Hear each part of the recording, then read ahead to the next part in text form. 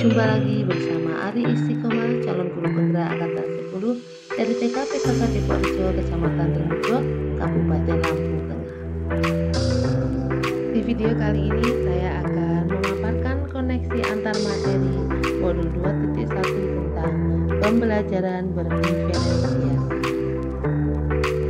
Apa itu pembelajaran berdiferensiasi?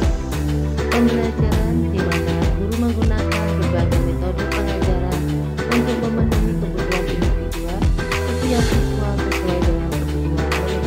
Nah, ingat, setiap anak adalah baginya mereka memiliki kebutuhan dan kebutuhan. Begitu pula dengan gaya belajar, kebiasaan, pola pikir, kemampuan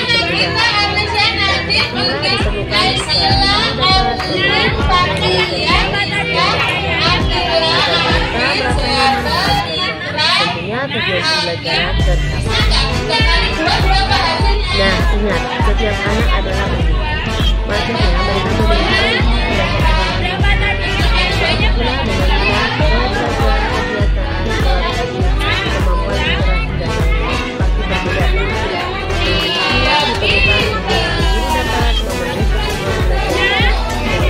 Coba dihitung ya, dihitung 3 kali 2 berapa?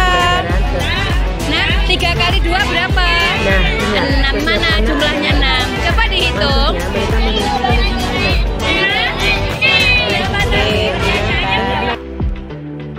Agar dapat melakukan pembelajaran berdiferensiasi, guru harus 1. Memahami tujuan pembelajaran, 2.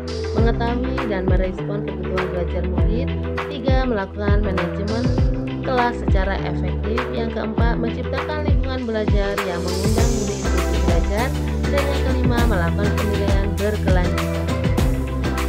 Untuk memenuhi kebutuhan dasar murid dalam pembelajaran berdiferensiasi, guru harus 1. Kesiapan belajar murid, maksudnya mengharuskan guru untuk menilai pengetahuan awal dan menentukan apa yang telah murid ketahui dan di mana murid berada. Yang kedua yaitu minat belajar. Minat setiap anak pasti berbeda-beda. Minat adalah salah satu motivator penting bagi murid untuk terlibat aktif dalam proses pembelajaran.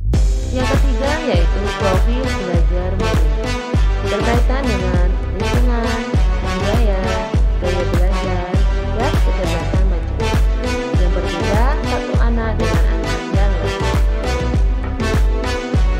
Kebutuhan belajar murid dapat diidentifikasikan berdasarkan cara-cara berikut ini: mengamati perilaku murid, mengidentifikasi pengetahuan awal, mereview dan melakukan refleksi terhadap praktik pengajaran, berbicara dengan guru murid sebelumnya, membaca rapor murid di kelas sebelumnya, dan menggunakan berbagai teknik formatif dan diagnostik. Ada pun strategi untuk berdiferensiasi pembelajaran: 1. Diferensiasi konten, 2. Diferensiasi proses, 3. Diferensiasi produk. Diferensiasi konten yaitu berkaitan dengan apa yang kita ajarkan, seperti materi, konsep, atau keterampilan yang perlu dipelajari berdasarkan kurikulum.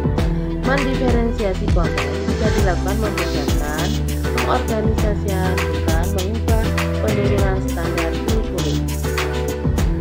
Selanjutnya, diferensiasi produk, kegiatan yang memungkinkan murid untuk memahami atau memahami konten dengan cara membedakan proses yang harus dijalani oleh murid.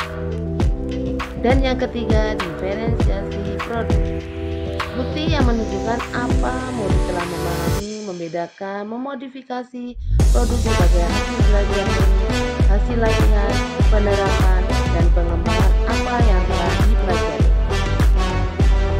Dalam pembelajaran berdiferensiasi, adakah keterkaitan modul pembelajaran berdiferensiasi dengan modul-modul yang lain? Tentu ada kaitannya. Kaitannya dengan modul 1.1 dan modul 2.1, yaitu beberapa langkah pembelajaran berdiferensiasi.